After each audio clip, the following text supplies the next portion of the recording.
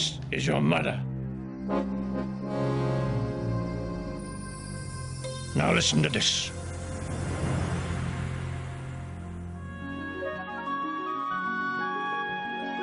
Once upon a time in the land of handsome princes, noble kings, and beautiful princesses, there also lived a wicked witch, a wily wolf, and a ginormous giant. Deep in the forest was the vilest of all, a wicked witch, who casts another evil spell.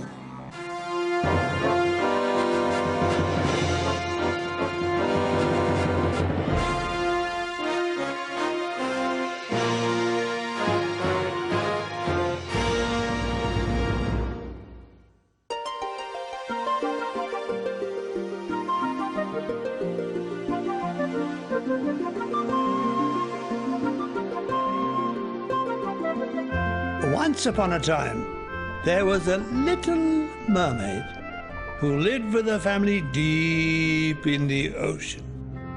She had been told exciting stories of people who lived on land.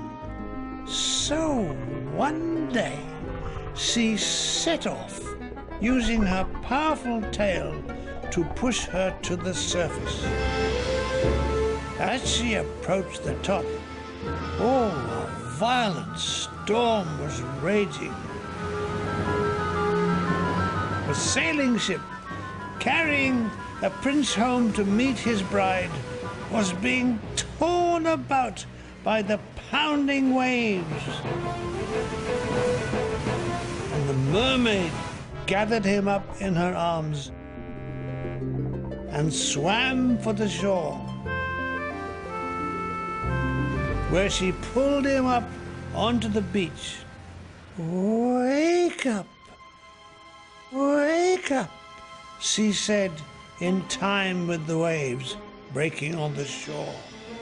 But as soon as he seemed to be reviving, the mermaid slipped off to a cave, ashamed.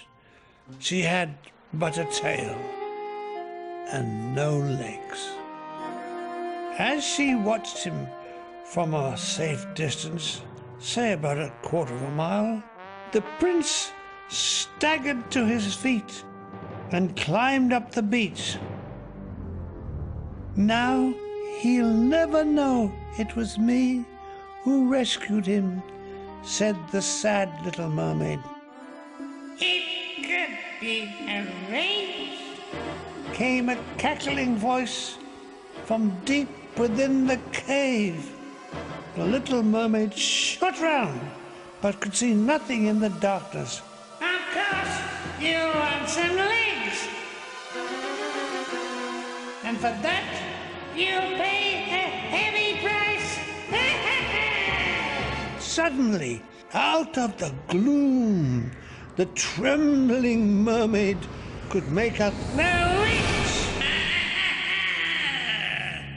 "Please, can you turn me into a human so I can see the prince again?" "It will be very painful, changing your tail into legs. Also, I shall expect payment for it. For gaining your legs, you will lose your voice. You must never say a single word again, or you will turn into the foam of the sea and lap against the shore for eternity." Cauliflower pastry, treacle and jam, the wickedest witch in the world, who I am. In a flash, the little mermaid found herself outside the doors of the palace. She was dressed in a lovely, long, silken party dress, and there, poking out from below the hem, were two exquisite little feet.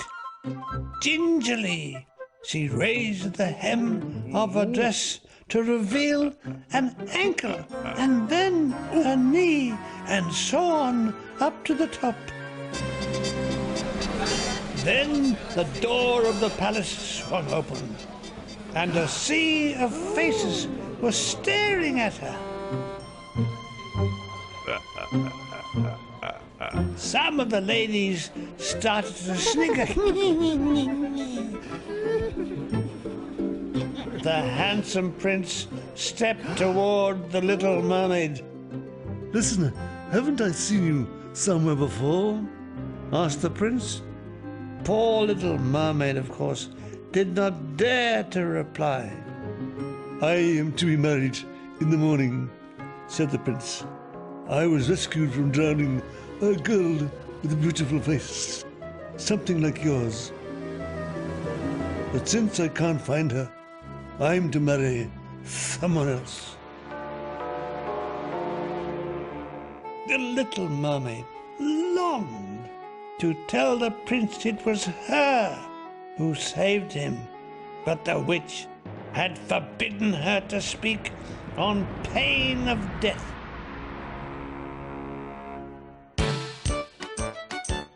If you won't speak, perhaps you will dance with me instead, said the prince.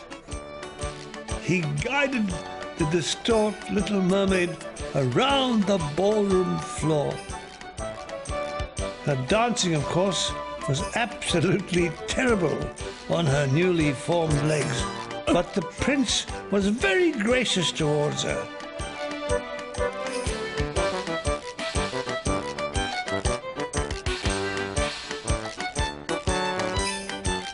As they stumbled past a pillar in the ballroom, a familiar witchy voice called out to her from behind it. Tell him you saved him. The little mermaid knew the consequences of that, but then it seemed to her the waltz started to gain in speed and intensity. They were doing 30 miles an hour round the ballroom. Soon she was swirling around the room.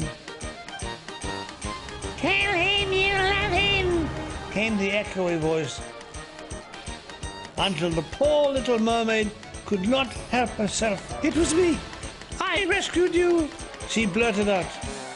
The music had stopped as tears pouring from her eyes.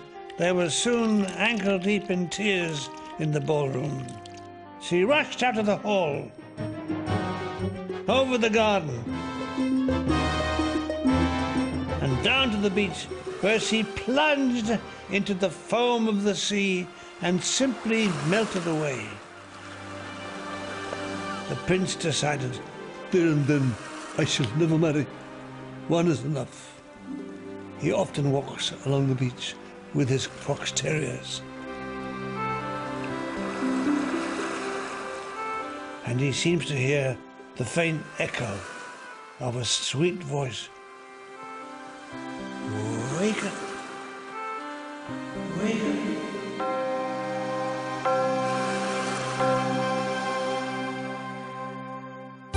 There's more wolves and more witches and more giants here next.